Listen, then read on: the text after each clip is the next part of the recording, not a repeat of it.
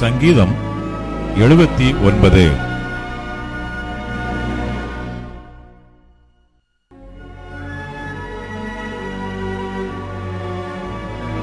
ஆசாபின் சங்கீதம்.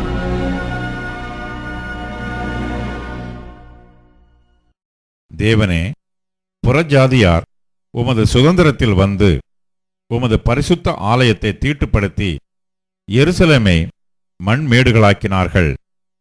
உமது ஊழியக்காரரின் பிரேதங்களை ஆகாயத்து பறவைகளுக்கும் உமது பரிசுத்தவான்களின் மாமிசத்தை பூமியின் மிருகங்களுக்கும் இரையாக கொடுத்தார்கள். எருசலேமைச் சுற்றிலும் அவர்களுடைய இரத்தத்தை தண்ணீரைப் போல சிந்தினார்கள். அவர்களை அடக்கம் பண்ணுவாரும் இல்லை. எங்கள் அயலாருக்கு நிந்தையும் எங்கள் சுற்றுப்புறத்தாருக்கு பரியாசமும் சக்கந்தமும் ஆனோம். எதுவரைக்கும் கர்த்தாவே, நீர் என்றைக்கும் கோபமாயிருப்பீரோ? உம்முடைய எரிச்சல் அக்கினியைப் போல் எரியுமோ? உம்மை அறியாத ஜாதிகள் மேலும் உமது நாமத்தை தொழுது கொள்ளாத ராஜ்யங்கள் மேலும் உம்முடைய உக்கிரத்தை ஊற்றிவிடும். அவர்கள் யாக்கோபை பட்சித்து அவன் குடியிருப்பை பாழாக்கினார்களே. பூர்வகாலத்து அக்கிரமங்களை எங்களுக்கு விரோதமாக நினையாதேயும்.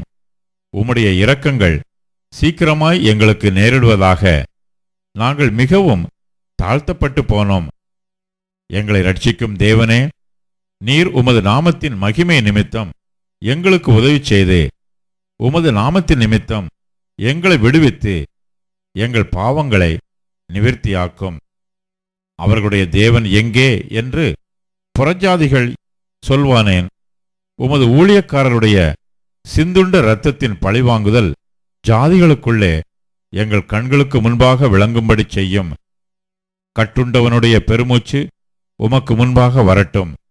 கொலைக்கு நியமிக்கப்பட்டவர்களை உமது புயபலத்தினால் உயிரோடே காத்திரளும். ஆண்டவரே, எங்கள் அயலார் உம்மை நிந்தித்த நிந்தையை ஏளத்தனையாக அவர்கள் மடியிலே திரும்ப பண்ணும்.